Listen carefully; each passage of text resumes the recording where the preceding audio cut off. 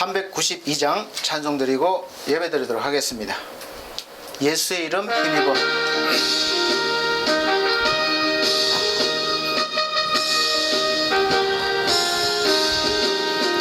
예수의 이름 힘입어서 죄의 권세 이기네. 싸움이 크게 벌어질 때 주 은혜로 이기네. 늘 깨어 기도하고 늘 힘써 싸우세. 주 은혜로 거듭나니 최후의 승리 얻겠네. 믿음에서 난 싸움 싸워 죄악 세상 이기네. 극심한 시험 닥쳐와도 쉽게 물리치겠네. 늘 깨어 기도하고 늘 힘써 싸우세. 주 은혜로 거듭나니 최후의 승리 얻겠네. 예수의 피로 죄를 씻고 정결하게 되었네. 내 맘은 하나님의 성전, 나는 자유 얻었네. 늘 깨어 기도하고 늘 힘써 싸우세. 주 은혜로 거듭나니 최후의 승리 얻겠네. 싸움이 맹렬해질 때에 낙심하기 쉬우나 어둠 밤 즉시 물러가고 밝은 아침 오리라. 늘 깨어 기도하고 늘 힘써 싸우세. 주 은혜로 거듭나니 최후의 승리 얻겠네. 아멘. 네, 다 같이 묵도하심으로 오늘 7월 마지막 주 예배를 하나님 앞에 드리도록 하겠습니다. 묵도하시겠습니다.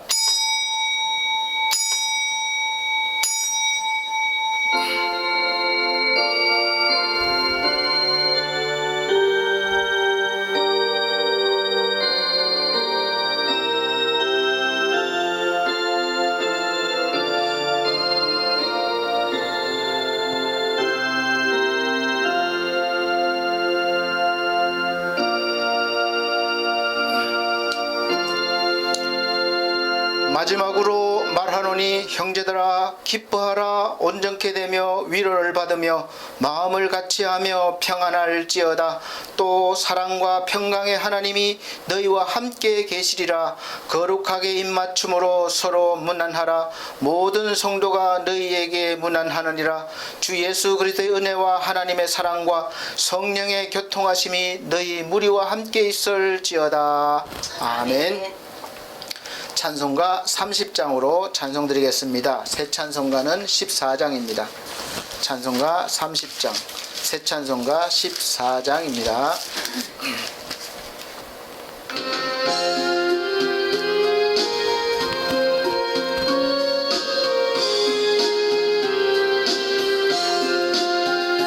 여호와 하나님 하늘에 계시니 온천하 만민 주 앞에 찬송하네. 이 천지 만물도 주 앞에 엎드려 거룩하신 이름을 늘 높이네. 주 언약하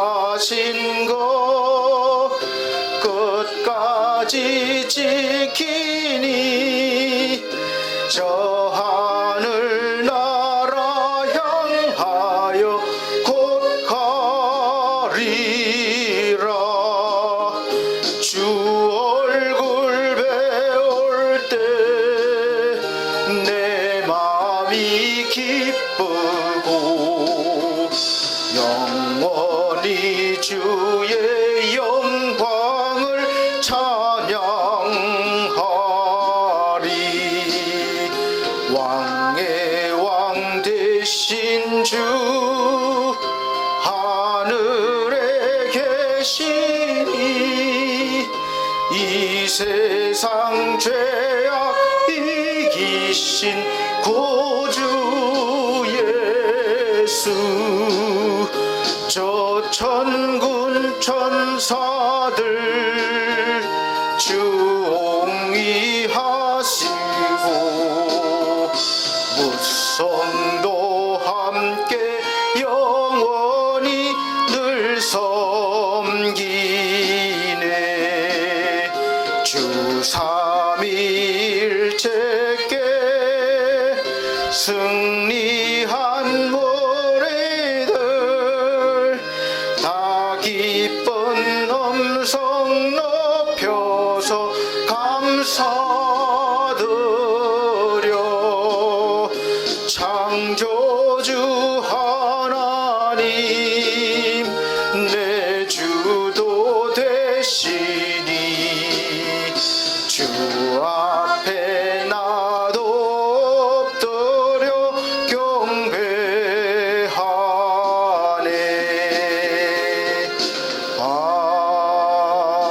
아멘. 성시교독 교독문 24번입니다. 찬송가 뒤에 교독문 24번, 시편 100편. 찬송가 뒤에 24번, 시편 100편입니다. 교독문 24번입니다. 온 땅이여 여호와께 즐거이 부를지어다. 기쁨으로 여호와를 섬기며 노래하면서 그 앞에 나아갈지어다. 여호와가 우리 하나님이신 줄 너희는 알지어다. 그는 우리를 지으신 자시요 우리는 그의 것이니 그의 백성이요 그의 기르시는 양이로다. 감사함으로 그 문에 들어가며 찬송함으로 그 궁정에 들어가서 그에게 감사하며 그 이름을 송축할지어다.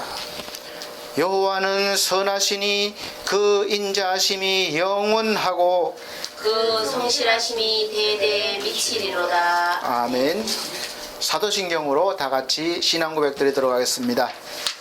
나는 전능하신 아버지 하나님 천지의 창조주를 믿습니다. 나는 그의 유일하신 아들 우리 주 예수 그리스도를 믿습니다. 그는 성령으로 잉태되어 동정녀 마리아에게 나시고 본디오 빌라도에게 고난을 받아 십자가에 못 박혀 죽으시고 장사된 지 사흘 만에 죽은 자 가운데서 다시 살아나셨으며 하늘에 오르시어 전능하신 하나님 우편에 앉아 계시다가 거기로부터 살아있는 자와 죽은 자를 심판하러 오십니다.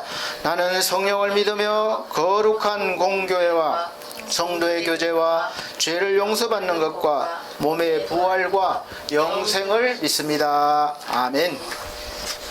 네, 찬송가 96장, 새 찬송가 84장 다 같이 찬송 드린 후에 기도하는 시간 갖도록 하겠습니다.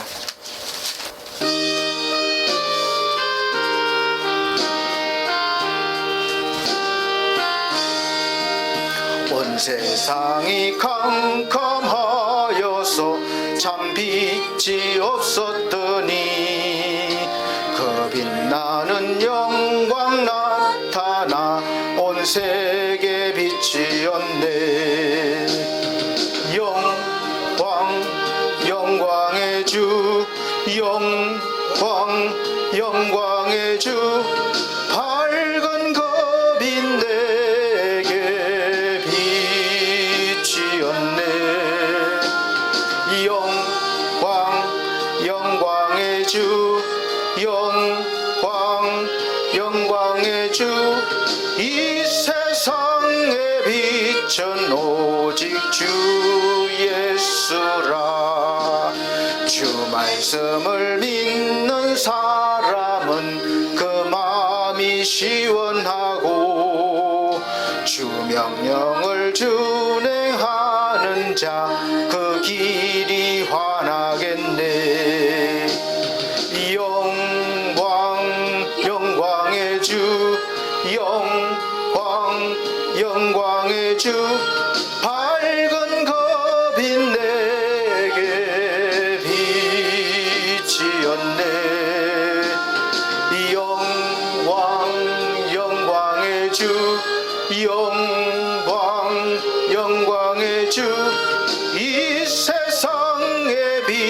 빛은 오직 주 예수라. 죄 가운데 사는 사람은 그 눈이 어두워도 그 죄악을 씻는 날에는 그 눈이 밝아지네. 영광의 주, 영광의 주, 이 세상의 빛은 오직 빛이었네. 영광의 주, 영광의 주, 이 세상의 빛은 오직 주 예수라. 아멘. 글씨가 작다 보니까 헷갈려, 이렇게 하다 보면. 그래서 다 같이 우리 기도하는 시간 갖도록 하겠습니다. 사랑이 많으신 우리 아버지 하나님, 하나님의 그 크신 은혜로 오늘날 여기까지 이 민족, 또 우리 반석교회가 왔습니다. 우리 하나님, 오늘도 하나님의 은혜 가운데 주 말씀 앞에, 또 주의 영광 보좌 앞에 섰사오니 하나님 말씀 가운데 임하여 주시고 성령의 감동으로 말미암아 우리가 하나님의 뜻을 알게 하시고 하나님의 위로를 받게 하시고 죄사함과 주의 권능을 입게 하여 주시옵소서. 아멘. 특별히 지금 어려움을 당하고 있는 이 대한민국과 온 열방 가운데 임하여 주셔서 하나님의 뜻이 이루어지기를 원합니다. 이 어려운 가운데 우리가 하나님의 뜻이 무엇인지 깨닫고 그 뜻을 위하여 살아갈 수 있도록 도와주시옵소서. 예배와 말씀에 집중하게 하시고 어려울 때일수록 우리가 믿음의 능력을 발휘할 수 있도록 은혜를 더하여 주시옵소서. 세우신 반석교회 위에 함께 하시고 소속된 우리 귀한 영혼들 늘 성령으로 충만케 하시며 말씀과 하나님의 은혜 가운데 살게 도와주셔서 세상에서 빛과 소금의 역할을 잘 감당하게 하여 주옵소서. 우리가 세우신 반석교회 소속된 모든 기관들에게 함께하여 주시옵소서. 또한 특별히 하나님께서 영혼들을 돌보시기 위해 세우신 엘피스 제가복지센터와 또 반석 미디어 교회가 자리 잡게 하시고 또 자리 잡으로 말미암아 생명을 살리는 귀한 역할을 감당할 수 있는 기관들로 세워주시고 복의 복을 더하여 주옵소서. 오늘도 하나님 말씀이 들려지길 원합니다. 우리 전하는 자나 듣는 자나 하나님의 은혜 가운데 거하게 도와주시고 하나님의 귀한 말씀이 우리 10년 가운데 심겨져서 30배, 60배, 100배의 열매로 하나님께 영광 돌리기 원합니다. 함께하여 주옵소서. 마치는 시간까지 우리의 마음을 주장하여 줄 믿고 감사드립니다. 또 이 시간 오지 못한 귀한 영혼들이 있습니다. 일이 있거나 또 건강에 문제가 있어서 오지 못한 영혼들 하나님 저들을 위로하시고 저들 10년 가운데 늘 동행하여 주셔서 하나님 영광 위에 살게 도와 주옵소서. 마치는 시간까지 함께하여 주셨길 바라오며 예수 그리스도 이름으로 기도하옵나이다. 아멘. 아멘.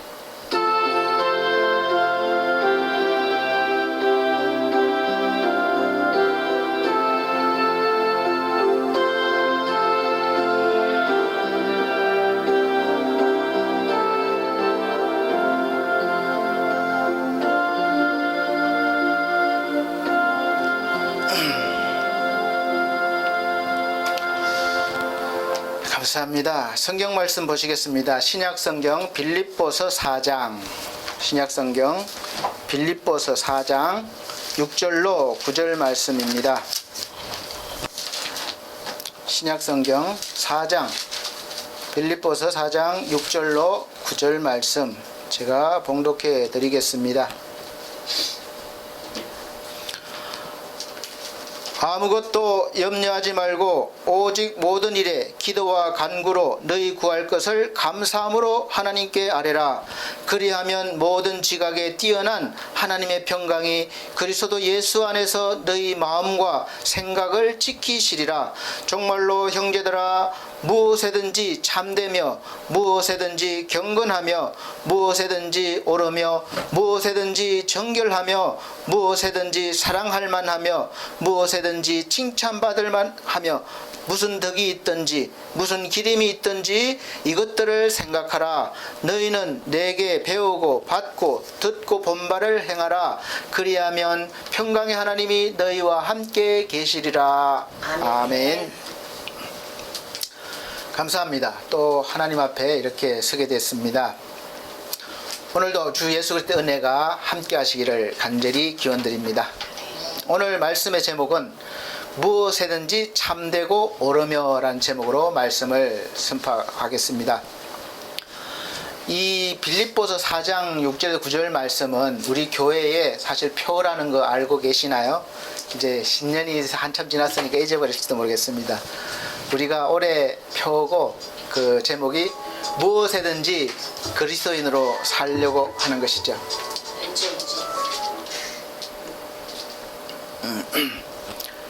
요즘 제가 먼저 서두에 잠깐 간증을 드리면 여러 가지 상황으로 좀 그냥 인간적인 생각인지도 모르겠어요. 그래서 극복하기 위해서 이래저래 방법을 찾다 보니까 좀 사기성 있는 일들을 좀 많이 겪게 되는 것 같아요. 그래서 앞전에 저번에는 말씀드렸듯이 어디서 전화 와서 대출을 한꺼번에 해주고 이런 과정에서 앱을 깔면은 이렇게 된다고 해서 그 앱이 모든 전화를 거는 동시에 분명히 경찰서나 은행이나 관공서로 전화를 걸었는데 다 거기 사기하는 그 사무실로 전화가 가게 하는 앱이라고 말씀을 드렸잖아요. 근데 요즘에 보면 세계 사람들과 소통할 수 있는 그런 문화가 발달이 돼서 인터넷을 통해서 페이스북이라든지 인스타그램 같은 것이 많이 발달이 돼 있어요. 이렇게 깔아놓으면 내가 누군지도 모르는 사람이 들어와요. 내가 사진 올려놓으면 좋아요, 글도 달아놓고 이렇게 합니다. 그래서 거기에 재미를 붙이게 되면 이제 누군지도 모르지만 나를 응원해 주기도 하고 또 이렇게 아쉬운 소리도 하고 그래요. 그래서 제가 얼마 전에 왜 모르는 그 군인이에요. 군인 군복 입고 막 사진 좀 많이 올려놨어요. 근데 군인이 외국인 저기 시리아 쪽에서 근무한다고 그래요. 그래서 들어와서 나는 이제 복음을 전해야 되겠다 싶어서 이제 좀 말은 안 통하지만 요즘 번역기가 잘 돼 있으니까 영어로 다 번역이 잘 돼요. 그래서 그럴 마음에 좀 이렇게 주고받고 한 적이 있는데 그러다 보니까 자기는 한국 아버지 그리고 자기는 이제 그 어머니는 미국 사람 이렇게 해서 자기가 그렇게 태어났는데 교통사고로 일찍 부모님 돌아가셨고 그래서 군인이 됐다 이런 이야기인 것 같아요. 그런데 거기서 시리아 지역이면 분쟁 지역이잖아요. 그래서 작전을 많이 나가게 되고 그 텔레반 그런 옛날 조직들도 많이 있기 때문에 싸우면서 거기서 이렇게 자기가 돈을 많이 확보하게 됐다는 거죠. 어떤 작전팀에서. 근데 이해도 가는 게 전쟁이 막 터지면 그거 금고를 싸가지고 다닐 수도 없고 또 조직들이나 이런 그럴 수도 있겠다 싶어요. 그래서 한 500만 불을 자기가 할당을 받았는데 가지고 나갈 수가 없대. 군인 신분이라. 그래서 이제 내가 말하자면은 자기가 연락 보내줄 테니까 갖고 있으면 자기가 9월 달에 이제 와서 가지고 가겠대요. 그러면 그 대가로 거기서 30%를 주겠대. 그래서 사실은 30%만 해도 얼마예요? 계산으로 따지면 500만 달러면은 대충 해도 한 7, 8억에서 한 60억 정도가 돼요. 그러면 30%만 해도 몇 억 되잖아요. 그러면 제가 지금 닥치고 있는 모든 상황이 어떻게 보면 한꺼번에 해결할 수가 있어요. 그러니까 그런 마음이 드는 거예요. 그래서 요즘 사기도 많고 그런데 하다 보니까 내가 무슨 돈을 달라는 것도 아니고 그래서 그냥 확실한 대답 안 하고 주소하고 보낼 그 연락처를 달라는 거죠. 주소도 안 알려주고 이렇게 하니까 이제 카톡으로만 말하자면 이제 하는 거죠. 카톡이 아마 이 자료가 별로 안 남는서 그런지 몰라도 그래도 오늘날 벌써 돈 가방을 보여주는 거죠. 찍은 거 가방 이렇게 보여주고 인천 세관 통과하는 까지 다 찍어서 촬영해서 보내주는 거죠. 그래서 나중에 이제 그 당사자가 아니라 여기 갖고 온 사람한테 연락이 와요. 연락이 와서는 뭐라 그러느냐, 이제 가지고 왔으니까 통관세를 내야 된대. 통관세가 400만 원이래. 그걸 내면은 바로 배달해 주겠다는 거죠. 그래서 그런 거가 있어요. 그래서 제가 이런 경우를 겪으면서 참 뭐가 참되고 옳은 일인지 그렇게 한번 생각해 보면서 말씀을 준비했습니다. 그래서 아마 이런 뭐 보이스피싱이나 이러한 것들이 너무 많이 생겨서 사실 내 마음이 하나님이 붙잡아주지 않고 이 욕심에 치우치면 한번 끝까지 이렇게 연락하고 해볼 수도 있을 것 같아요. 왜냐하면 그냥 뭐 가만히 있어도 한 번에 돈이 많이 생기고 내 어려운 문제가 해결이 되니까 뭐 이런 마음은 누구나가 있을 걸로 압니다. 그래서 요즘 살아가면서 무엇이 옳고 그른지 어떤 것이 진짜인지 구분하기가 어렵습니다. 공정하다고 하는 각종 언론들이 자기들이 선호하는 방향으로 기사를 만들어내요. 똑같이 보고 똑같이 듣는데도 자기들이 유리한 쪽으로 기사를 쓰는 거죠. 그래서 국민들에게 이제 기사를 보여주고 그렇게 이끌어내는 거죠. 그리고 정치권에서도 보면 야당과 여당이 한 문제를 놓고 서로 다른 생각과 판단을 가지고 국민들에게는 다 국민을 위한 것이라고 이렇게 소개를 합니다. 호소를 합니다. 그러면 또 국민들도 갈려서 조금 많고 적고 그 차이지 이쪽을 응원하는 사람, 이쪽을 응원하는 사람 이렇게 다르게 응원을 하게 됐죠. 그리고 그 응원이 공평한 게 아니라 공평한 게 아니라 너무 일방적이라는 거죠. 흑백 논리예요. 흑이 아니면 백이다. 이렇게 돼버리니까 이 국민들 그 여론이 갈라지는 거죠. 그래서 어제는 영웅이었다가 오늘은 완전히 매국노가 되는 거죠. 사건 하나하나마다 국민들의 관심에 따라서 그 옳고 그름이 뒤바뀌게 된다는 거죠. 국민들도 그에 따라서 둘로 나뉘어져서 자기가 좋아하는 방향으로 모든 기준이 맞춰져 있기 때문에 팔이 안으로 굽듯이 똑같은 사건을 보고도 자기 편에 유리한 대로 해석을 하게 됩니다. 그게 곧 법이라는 거예요. 옳다는 거예요. 뭐 모든 사건들이 그렇잖아요. 그래서 요즘 모든 이슈가 되고 있는 검사와 법무부 간의 갈등과 또 서울시장의 성추행 사건으로 인해서 시장이 사망한 사건, 또 그 크게는 이제 행정수도 이제 이전 문제까지 나오고 이런 문제들이 사실 무엇이 옳고 그른가 이 상관없이 자기들이 유리한 대로 여론을 만들고 실행하려고 하는 데가 이게 문제가 있는 거죠.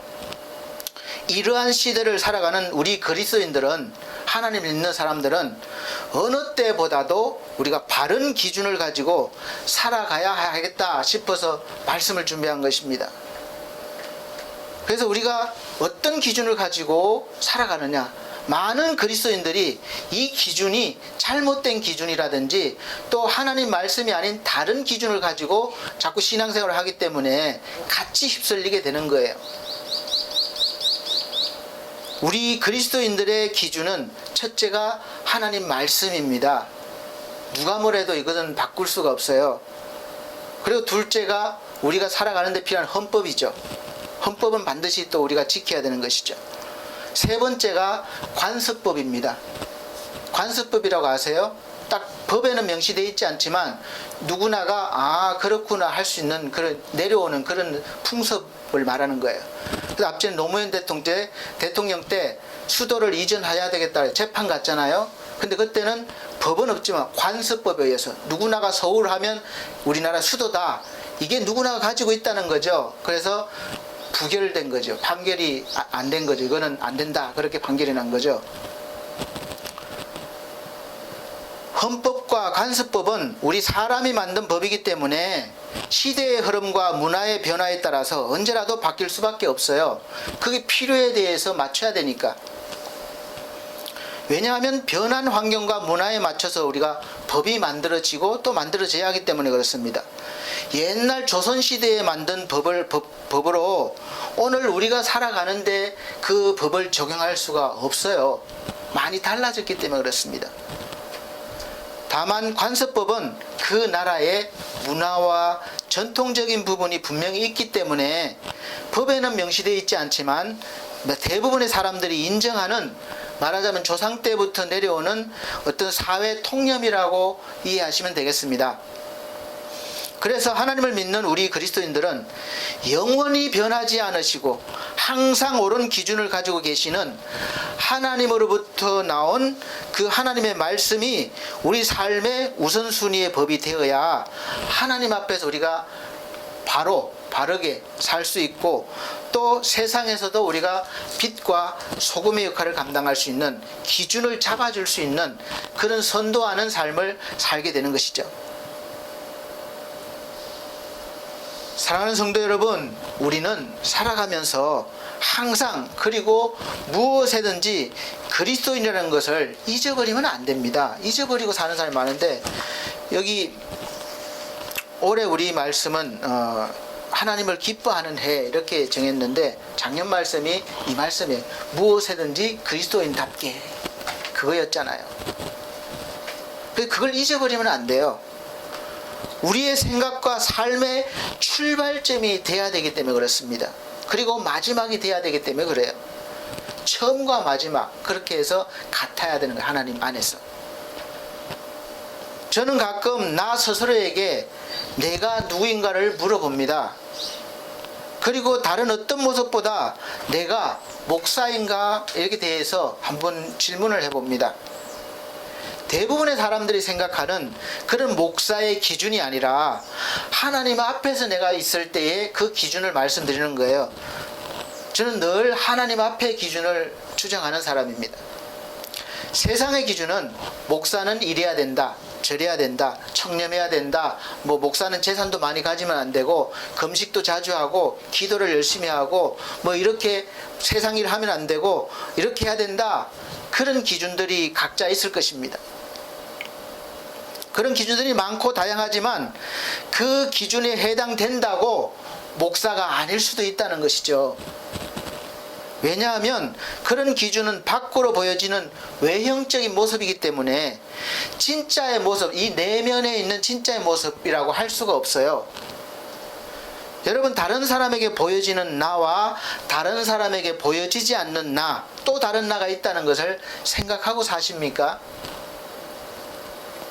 다른 사람이 보는 나는 언제나 깔끔하게 보이고 단정하고 또 성실히 살아가고 있고, 이웃에게 다정하게 잘 대하고 가정에서도 정말 화목한 가정을 이끌어내는 그런 사람일 수가 있습니다.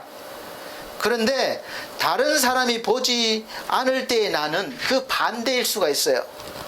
누가 안 보면 씻지도 않고 지저분하고 게으르고 겉으로는 웃고 있지만 늘 이웃에게 불만을 가지고 있고 불평하고 못마땅하게 생각하고, 그래서 또 가정에서도 마찬가지로 권위적이고 폭력적이고 무책임한 그런 사람일 수 있다는 것이죠. 그런 모습을 쉽게 볼 수 있는 장소가 지금은 잘 모르겠어요. 오래돼서. 제가 전에 예비군 훈련 받을 때, 그 훈련 갔을 때입니다. 우리 변우성 청년 어떻게 요즘 예비군 훈련 갑니까?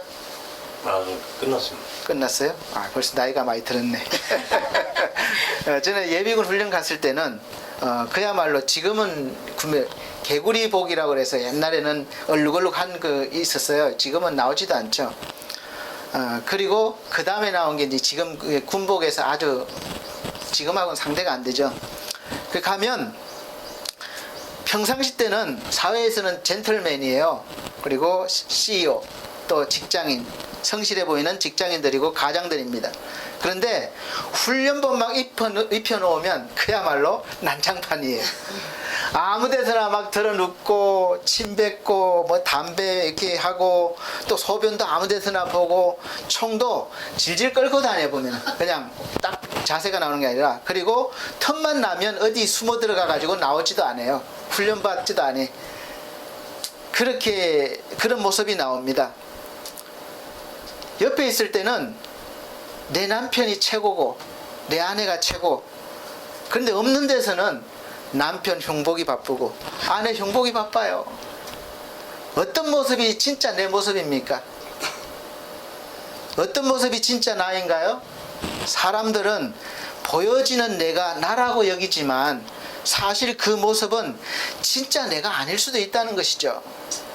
우리는 세상에 살면서 내 속에 있는 어떤 모습이 나를 주도하느냐에 따라서 내 이미지가 형성이 되는 거예요. 그래서 여러분 40 넘으면 얼굴에 그 삶이 다 이렇게 나타나는 거예요.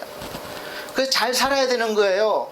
얼굴에 빛이 나고 온화하게 보이고 그래야 된다. 고집불통처럼 보이고 항상 이렇게 보이면 그렇게 살아왔다는 거예요.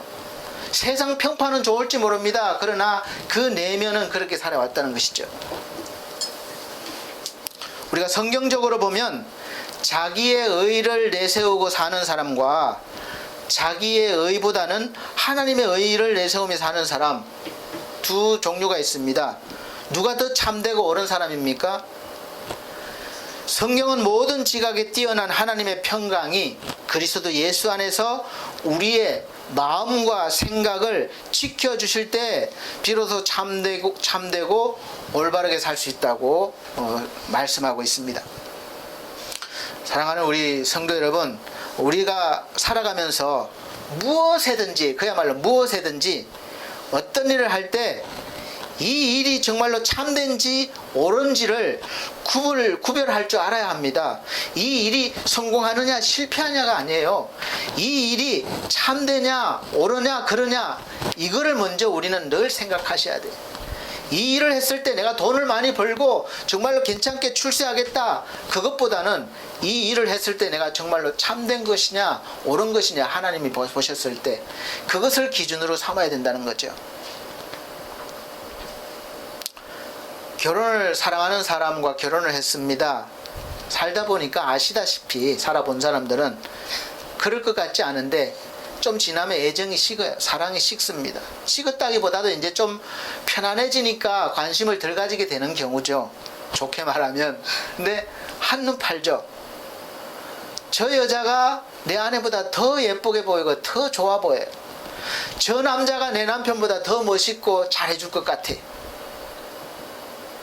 지금 내 옆에 있는 사람보다 모든 면에서 훨씬 낫고 더 좋을 것 같아요. 그래서 내가 그냥 이 사람을 버리고 저 사람을 택하면 더 좋은 인생이 될 것 같아요. 여러분, 이 선택이 참됩니까? 옳습니까? 성경은 단호히 아니다, 잘못된 것이다, 그것이 바로 죄다 이렇게 말씀하고 있는데, 나는 그 길이 정말로 옳은 길인 줄 알면서도 그 길을 따르지 않고 내가 당장 원하는 것, 나에게 달콤한 것, 나에게 당장 좋은 것, 넓은 길을 선택하고 따라가는 것이죠.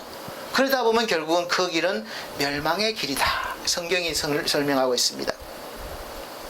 불행의 길이 되는 거죠. 처음에는 좋은 것 같았는데 또 이쪽을 버리고 이쪽을 선택해서 좋은 것 같았는데 살아보면 또 그렇습니다. 결혼하기 전에는 정도만 지키면 여러 사람을 만나보는 것도 저는 개인적으로 괜찮다고 생각해요. 왜냐하면 한 사람만 보고 처음부터 가는 것보다는 이 사람 저 사람 너무 막 이렇게 하는 것이 아니라 정도를 지켜서 보면 잘 봐야죠. 평생 내가 함께 살 사람인데 이런 면도 보고 저런 면도 보고 그리고 나서 결정을 해야죠. 그냥 사랑만 좋다고 쫓아다니다 보면 실패하게 되는 경우가 많습니다. 그래서 이 사람도 만나보고 저 사람 만나보면 알게 되는 거죠. 자신도 모르게. 정말 이 사람은 괜찮은 사람이다. 그러나 그렇게 해서 결혼을 했으면 서로 내가 선택한 사람이 최고라고 여기고 사는 것이 참된 것 아니겠습니까? 요즘 코로나19 바이러스로 모든 문화가 급변하고 있습니다. 그 중에서도 가장 많은 변화가 서로 보지 않고 일을 하거나 보지 않고 대화하는 것이에요. 보통 우리가 사람을 만나고 이야기하면서 그 사람의 눈을 봅니다.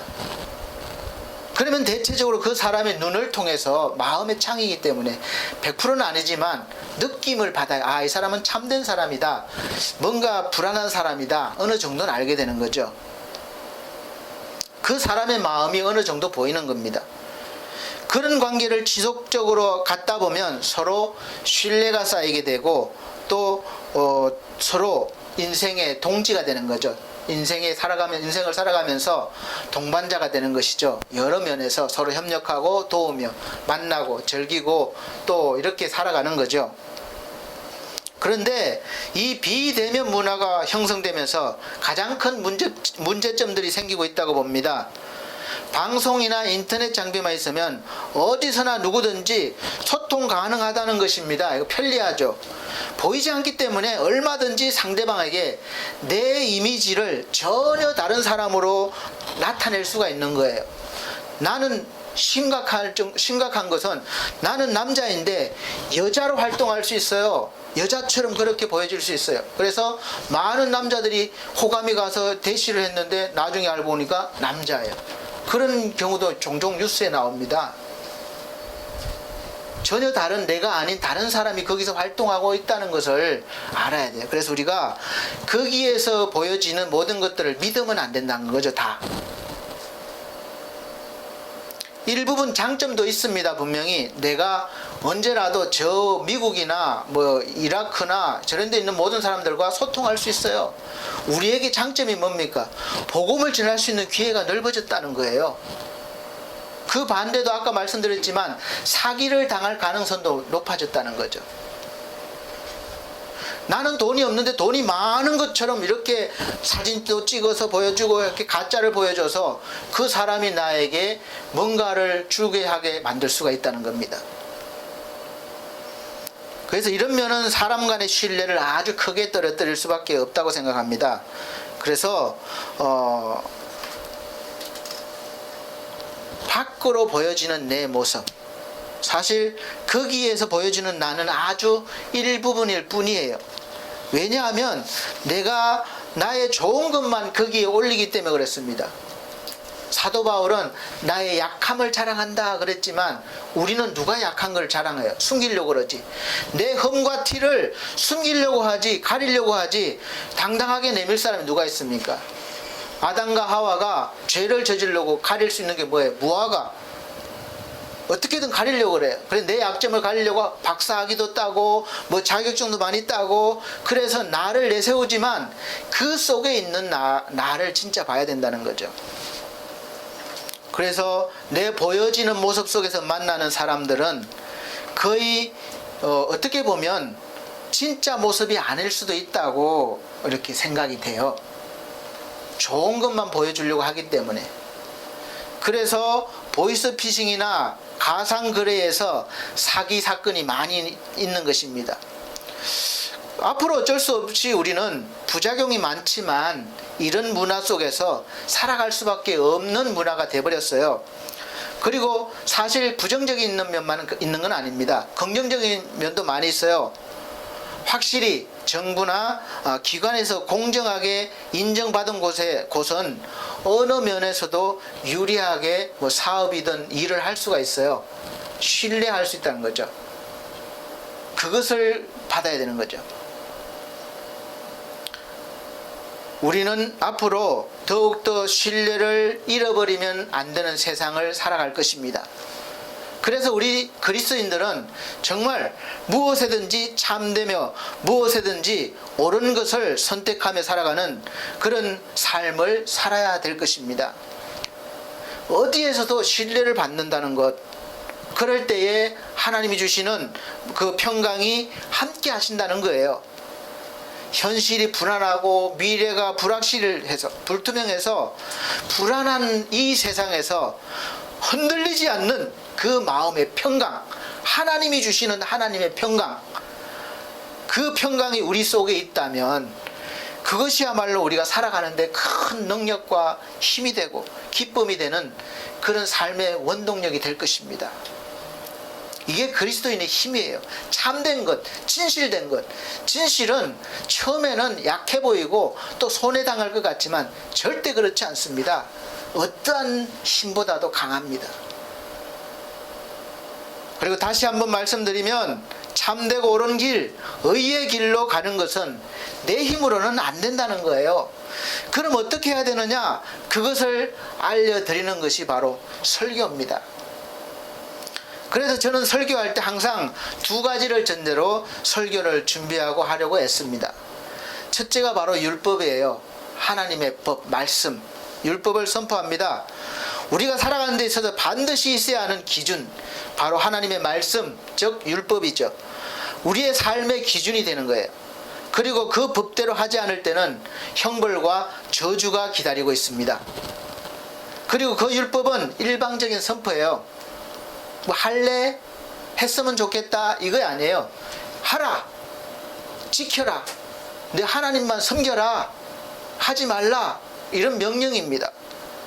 그리고 하는지 안 하는지 그 기준을 가지고 계속해서 판단해요. 그러니까 우리가 얼마나 힘들어요. 내가 하는 것마다 다 옆에 와서 자로대고 옳으냐 그러냐 이거 재고 있으면 얼마나 힘든 인생이 되겠습니까? 그리고 조금만 틀려도 너는 저주받을 거야, 너는 벌받아, 계속 그러니까 얼마나 힘들어요. 그래서 율법 앞에서는 뭐라고 그래? 성경이 다 죽는다는 거예요. 하나님이 율법으로 우리를 죽이기 위해서 율법을 주신 거예요. 말하자면은 율법 앞에서는 다 죽을 수밖에 없습니다. 그런 죄인이 되기 때문에. 율법에서 자유를 얻으려면 이제 모든 계명을 다 완벽하게 하라는 대로 다 하고 지키라는 대로 다 지켜야 합니다. 그래서 교회에서 설교가 들려질 때 이거 해야 복받고 저렇게 지켜야 인정받게 되고 그런 설교를 해서 끝나면 율법 설교자가 되는 거예요. 여러분들은 늘 마음에 짐을 가지고 살아가야 돼. 왜냐하면 그렇게 못하거든요. 그러니까 매주 앞에 올 때마다 어떻게 해요? 하나님 앞에 딱 서면 나는 죄인입니다, 그렇게 못 살았습니다, 이렇게 되잖아요. 그리고 심판, 그 하나님의 심판은 늘 우리 양심을 아프게 하고 절망스럽게 합니다. 왜냐? 난 잘하는 게 없어요. 한다고 하지만 하나님 앞에 서면 잘하는 게 없어, 내세울 게 없어요. 그래서 매주일마다 하나님 앞에 설 때 하나님 나는 죄인입니다, 죄인 중에 개수입니다, 나를 용서해 주십시오, 이렇게 계속 평생 동안 반복해서 신앙생활을 하게 되고, 그렇게 될 때에 정말 신앙생활이 기쁘지가 않아요. 즐겁지가 않아요. 자유가 없어요. 마음에 평강이 없습니다. 뭘 해도 벌받지 않을까, 나는 죄인인데. 여기가 율법입니다. 그래서 설교는 반드시 이것을 기준으로 선포한 뒤에 거기서 해방을 시켜줘야 되잖아요. 그게 복음이에요. 두 번째, 복음이 들어가야 되는 것이죠.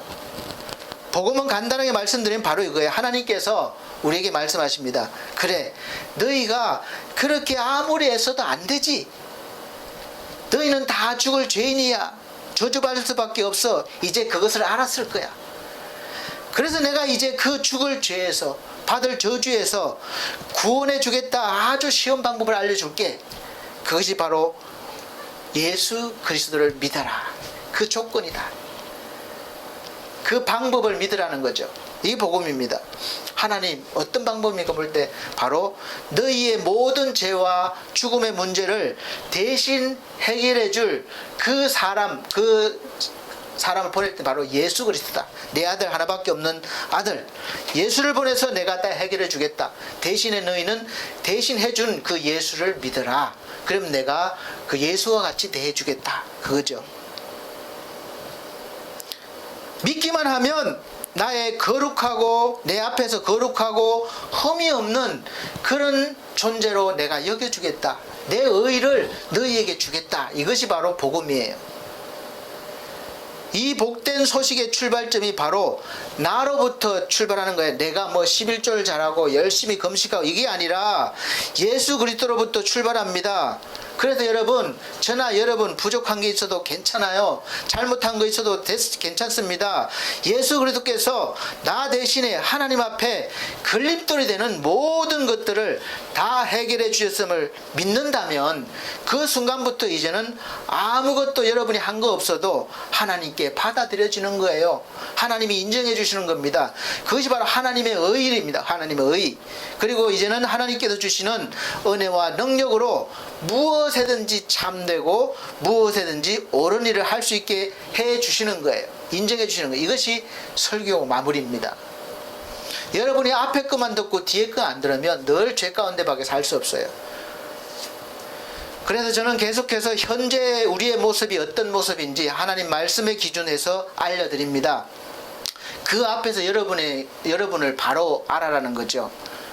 그리고 그 해결 방법으로는 우리가 어떻게 노력해서가 아니라 예수 그리스도를 통해서 해결해 주신 것을 받아들여서 예수의 것을 내 것으로 삼아라는 거예요. 이제는 그래서 예수께서 주시는 능력으로 살아라. 이게 설교죠. 그렇게 하려고 애쓰고 있습니다. 이 설명을 성경은 갈라디아서 2장 20절에서 이렇게 말씀하고 있습니다. 내가 그리스도와 함께 십자가에 못 박혔나니 그런즉 이제는 내가 산 것이 아니요 예수께서 십자가에 죽으실 때 나도 같이 거기 박혀서 죽었다고 여기라는 겁니다. 그래서 예수가 나 대신에 십자가에서 죽었습니다. 죽어주셨어요. 그러니까 나도 거기서 죽었다고 여기라고 그런 거죠. 그러면 죽은 사람이 죄가 있느냐? 없어요. 죄값을 받았잖아요. 또다시 죄값을 치를 수가 없습니다. 그래서 오직 내 안에 그리스도께서 다시 사신 것이라. 이제 내가 육체 가운데 사는 것은 나를 사랑하사 나를 위하여 자기 몸을 버리신 하나님의 아들을 믿는 믿음 안에서 사는 것이라. 이제 그 믿음 안에서 내가 다시 살아난 겁니다. 그래서 이제는 내가 산 것이 아니요 내 속에 누가 살았어요? 예수 그리스도께서 사는 것이라. 우리가 예수님의 삶을 살아가는 거예요. 얼마나 멋있습니까? 이게 복음이에요. 그래서 우리 주님께서 주시는 은혜와 사랑과 능력으로 우리가 세상을 살아가는 거죠. 그러니까 이 믿음으로 살다 보니까 나한테 없는 사랑이 자꾸 나오는 거예요. 나한테 없는 긍휼함이 나오는 거예요. 그러니까 불쌍한 사람 보면 막 도와주고 싶고 사랑해주고 싶고 베풀어주고 싶고 또 이 말씀을 나만 가지고 있을 수는 없어요. 죽어가는 사람들 보면 너무 전하고 싶어요. 이런 마음이 생기는 거죠. 내가 예수 그리스도께서 하신 모든 일들이 내 대신 나를 위해서 하신 일들임을 믿으시고 받아들이면 그때부터 이제 내가 사는 것이 아니라 내 속에 예수께서 살아주시는 겁니다. 그래서 우리가 성전이 되는 거예요. 성전. 너희는 이제 거룩한 성전이 됐다는 것이잖아요. 여러분 속에 예수 그리스도가 계심을 믿으십니까? 네. 그래서 고린도후서 13장 5절 말씀 보면 너희가 믿음에 있는가 너희 자신을 시험하고 너희 자신을 확증하라. 그래서 예수 그리스도께서 너희 안에 계신 줄을 너희가 스스로 알지 못하느냐? 그렇지 않으면 너희는 버려온 자니라. 여러분 우리 속에 예수가 계신지 확증하라는 거예요. 여러분 속에 예수께서 계심을 확증하실 수 있습니까? 그 확증이 뭐예요? 내가 뭘로 보여주려니까 그래서 안 되는 거예요. 믿음이 뭡니까? 눈에 보이지는 않지만 이 마음의 확신이에요. 누가 뭐라고 그러든지 내가 어떻게 살아왔든지 상관없어요. 지금부터는 나는 예수 그리스도가 나와 함께 계시고 내 모든 죄를 사해 주셨다. 나는 의인이다. 그렇게 주장하셔야 돼. 누가 뭐래도. 그것이 바로 믿음이에요. 이게 확증입니다. 확증하라니까 뭐 보여주려니까 내 거를 보여주려니까 안 되는 거예요. 보여줄 게 뭐가 있습니까? 그래서 이 확증할 수 있는 방법은 다른 거 없습니다. 다시 말씀드리면 절대 여러분으로부터 출발하시려고 그러면 안 돼요. 그러니까 인간의 참되고 옳은 행위가 절대로 아닙니다. 그렇게 생각하는 순간 바로 율법이 돼버리고 다 지켜야 되는 거예요. 그러므로 출발점은 내가 아니라 내 속에 계신 예수 그리스도로부터 출발하는 거예요. 봐라, 내 예수께서 내 주께서 다 해결해 주셨다. 그거죠. 내가 없어지고 예수가 보여져야 되는 겁니다. 하나님은 썩어서 냄새나는 나를 보시고자 하는 것이 아니라 내 앞에 서 계시고 나를 항상 가르쳐 주시는 나와 동행하시는 하나밖에 없는 독생자 예수 그리스도를 보시고 나를 사랑해 주시고 받아주시고 또 영원한 생명을 주시는 줄로 믿습니다. 네. 성도 여러분, 그런 믿음이 안 생기고 또 생겼다가도 희미해지고 그렇게 될 수가 있어요. 그래도 여러분 우기기라도 하세요. 우기요. 그냥 고집, 그런 고집은 괜찮아요. 우겨보세요. 누가 뭐라고 그래도 나는 이제 주 안에서 의로운 자가 됐다 주장하세요. 너 그렇게 살아가지고 교인이냐 기독교인이냐 그래도 상관없어요. 그러니까 우리가 잘 살려고 해야죠. 그냥 믿었다고만 끝나는 것이 아니라 구원파들처럼 무슨 짓을 해도 괜찮은 것이 아니라 이제 예수가 내 안에 있으니까 내가 예수께 영광을 돌려야지 영광을 가리는 일을 하면 안 되잖아요.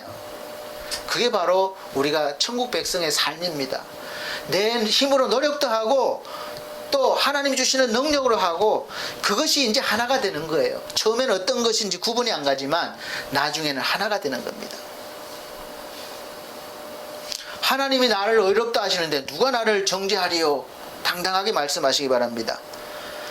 변하지 않는 참된 진리를 받았기 때문에 진리를 따를 수 있고 하나님의 의를 받았기 때문에 참되고 옳은 인생을 우리가 살아갈 수 있게 된 것입니다. 여러분이 이 사실을 믿으면 이제 그 믿음 안으로 영으로 오신 우리 예수께서 성령으로 오셔서 여러분이 사시는 동안 끊임없이 깨닫게 해주시고 알게 해주시고 인도해 주실 것입니다. 그래서 설교를 잘 들어보시면 뭐 기가 막힌 설교다 이게 문제가 아니라 진리와 또 그 복음 그걸 구분하실 수 있어야 돼요. 그래서 율법만 잘 설명하면 이게 되는 것이 아닌 거죠. 간정도 대부분 보면은 자기로부터 출발해요. 내가 막 40일 금식하고 하나님께 부르짖었더니 하나님이 이걸 해결해 주셨습니다. 그러면 그것이 누구의 공로입니까? 내가 40일 기도한 것이 되죠. 내가 목사님 내가 11조 막 이렇게 어려운데도 11조 하고 막 성경을 했더니 사업을 잘 되게 해주고 막 이렇게 부자가 됐습니다. 누구로부터 출발한 겁니까? 나로부터 출발한 거잖아요. 내가 11조 잘하고 뭐 잘하고 그래서 복 받았다. 성경은 항상 반대예요. 복 있는 사람은 먼저 하나님의 복이 주어진 거예요. 복 있는 사람이 죄인의 자리에 서지 않고 악인의 자리에 서지 않아요. 그것이 중심이 되어야 되는 것이죠. 우리는 잠깐 동안 얼마 동안 잘할 수 있어요. 그렇지만 항상 잘할 수 없고 모든 것을 완벽하게 해낼 수 없는 존재예요. 그리고 중요한 것은 그 마음까지 요구하시는 하나님 앞에 우리가 그 마음까지 만족시켜 드릴 수가 없어요. 내가 11조를 드리면서 기쁜 마음으로 이건 정말 하나님이 주시는 거야 그러면서 아이고 아까워라 이 돈이면 뭐 낼 텐데 그런 생각하죠. 저도 해요. 이 돈이면 병원비 낼 텐데 이 돈이면 당장 뭐 카드값 갚을 텐데 그런 마음 들어요. 저도 그런 마음 가지고 드리는데 하나님이 다 보고 계시는데 아유 기쁘게 받아주시는 거야? 아니죠. 그래서 우리는 항상 예수 그리스도의 이름 예수 그리스도를 앞세우는 거예요. 그렇게 나는 드리지만 예수 그리스도의 이름으로 완전하게 하나님이 기뻐하시는 걸로 포장해서 하나님 앞에 드리는 거죠. 그래서 우리는 예수 그리스도가 늘 나와 함께 계셔야 되는 거예요. 율법은 그것을 알게 하는 법입니다. 내가 누군지. 그리고 한 가지를 완벽하게 지키고 나면 또 다른 법을 완벽하게 지켜야 하고 또 다른 법을 완벽하게 지켜야 하고 결국은 모든 법을 완벽하게 지켜야 한다는 것을 선포하고 잘 지키는지 지켜보고 있어요. 그래서 율법 아래에서는 우리가 늘 하나님을 알지만 두려움으로 섬길 수밖에 없는 거죠. 그리스도 안에서 자유를 누리지 못하고 기쁨도 누리지 못합니다. 그러니까 복음은 그 반대입니다. 하나님께서는 어떤 때는 강력한 역사로 우리의 길을 막아주시고 또 방향도 바꿔주시지만 대부분은 하나님이 주시는 각자의 특성대로 살아가게 하십니다. 저는 목사이지만 대부분의 그 목사님들처럼 목사의 기준에 들지 못할 수도 있어요. 사실 저도 어려우면 고민도 많이 하고 마음의 평안이 없을 때도 있습니다. 밤에 잠이 안 올 때도 있어요.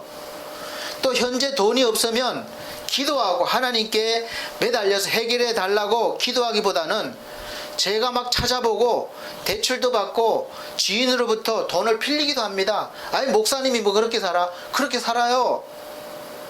또 여러 가지 유혹에 흔들리기도 합니다. 자주 말씀드리잖아요. 제가 대출이나 아니면은 뭐 이렇게 할 때 누가 혹하는 소리 하면 관심도 가지게 되고 왜냐하면 한 번에 해결할 수 있는 거니까.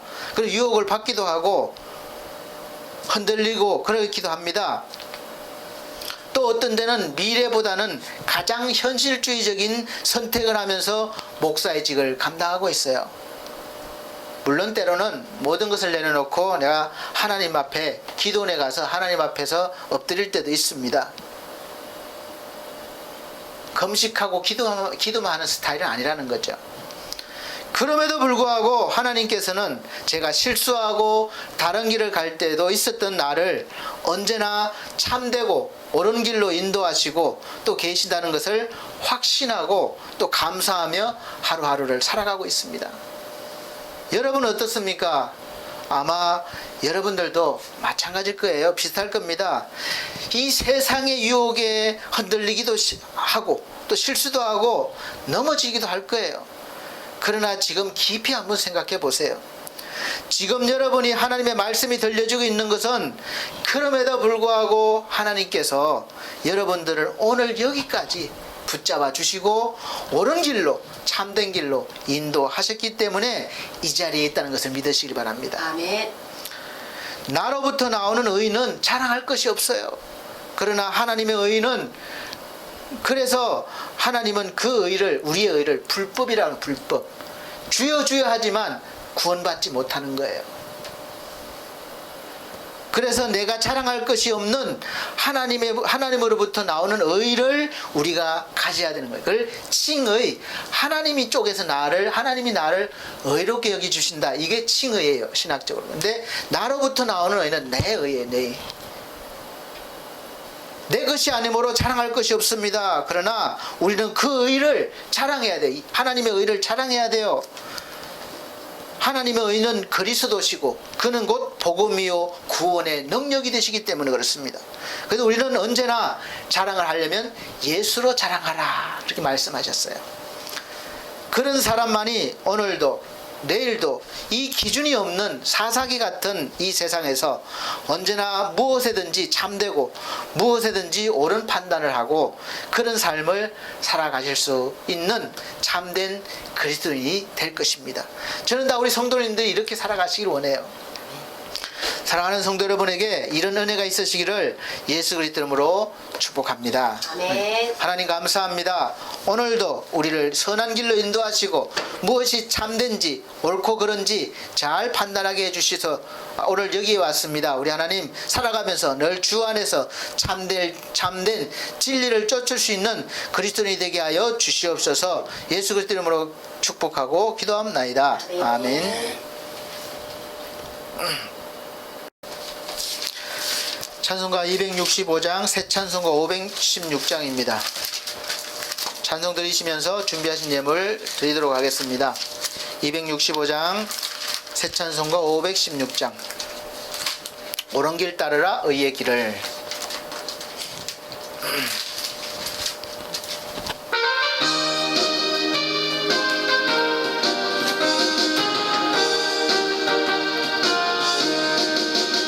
옳은 길 따르라 의의 길을, 온 만민의 의의 길, 이 길 따라서 살기를 온 세계에 전하세.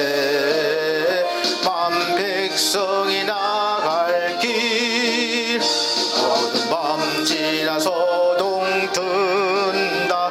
환한 빛 보아라 저 빛, 주 예수의 나라 이 땅에 곧 오겠네 오겠네.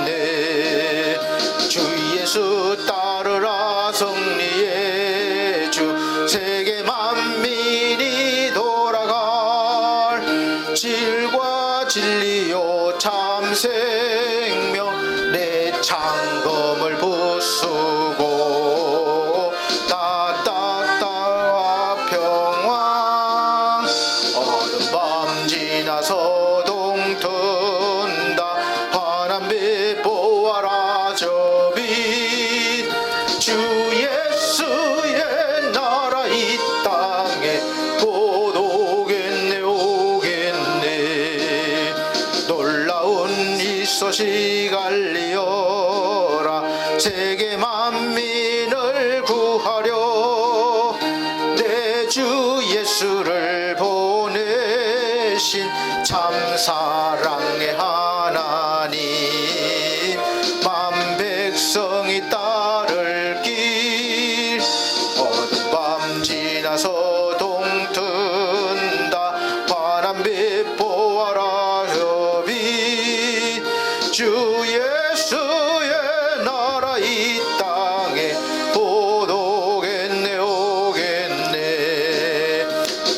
길 다치고 찾아온 길 많은 백성을 구한 길 모두 나와서 믿어라 온 세상이 마침내 이 진리에 살겠네 어두운 밤 지나서 동튼다 환한 빛 보아라 저빛 주 예수의 나라 이 땅에 곧 오겠네 오겠네. 아멘. 기도드리겠습니다. 우리 아버지 하나님 10의 1조 드렸습니다. 주정헌금 드렸습니다. 감사예물 드렸습니다. 또 하나님 귀한 예물들 받아주시고 일일이 기억하시고 귀한 손길들 살아가면서 늘 부족한 모든 것 하나님이 주신 은혜로 풍성하게 아버지 살아갈 수 있도록 늘 채워주시며 부어주시옵소서. 그 하나님의 주시는 모든 은혜로 말미암아 하나님의 영광을 위해 살 수 있는 존귀한 믿음의 삶을 살게 하여 주옵소서. 그럼 감사합니다. 오늘도 함께 하심을 감사드리며 예수님 이름으로 기도하옵나이다. 아멘. 감사합니다. 코로나 바이러스로 인해서 금지되었던 예배는 이제 풀린 것 같아요. 24일부터 푸른다고 그랬는데 그래도 아직 지역 감염이나 단체 감염이 많이 일어나고 있습니다. 항상 조심하시고 또 마스크 착용과 손소독 잘 해주시고 또 아직까지는 모임을 절제해 주시길 바랍니다. 이 차을본 권사님께서 손목이 부러졌는데 수술 잘 마치시고 퇴원하셨습니다.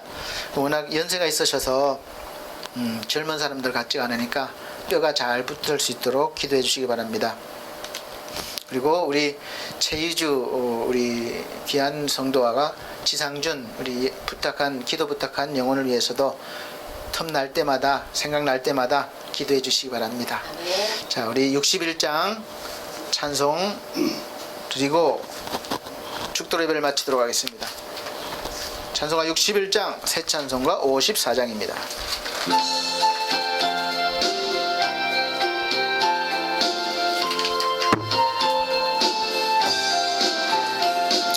주여 복을 비옵나니 편히 가게 하시고 사람마다 주 은혜로 이기도록 하시고 광야 같은 세상에서 항상 인도하소서. 주의 복된 말씀 듣고 무한 감사합니다. 구원받은 주의 성도 열매 맺게 하시며 하나님이 우리 함께 항상 계시옵소서. 아멘. 사랑이 많으신 우리 아버지 하나님, 광야 같은 이 세상에서 우리를 지켜주시고 늘 가나안 땅으로 인도하심을 감사합니다. 우리 하나님 불뱀과 또 광야의 모든 어려움 속에서도 하나님의 은혜로 살아갔던 이스라엘 백성처럼 이 험난한 세상에서 우리 하나님 사랑하는 성도들 지켜주시고 직장과 사업에 복의 복을 더하사 하나님 형통케 하셔서 그 형통함으로 하나님의 영광의 일을 감당케 하여 주시옵소서. 가정의 평화를 주시고 또 모든 일들 가운데 하나님이 동행하여 주셔서 하나님의 뜻 안에서 참되고 옳은 일들을 행할 수 있도록 인도하여 주시옵소서. 이제는 우리 주 예수 그리스도의 은혜와 하나님의 극진하신 사랑과 성령님의 감화감동 교통하신 은혜가 오늘도 우리와 함께 하시며 옳고 참된 길로 인도하시는 그 은혜에 감사드립니다. 우리 주 예수 그리스도의 은혜와 하나님의 영광이 영원토록 세세에 있을지어다. 아멘.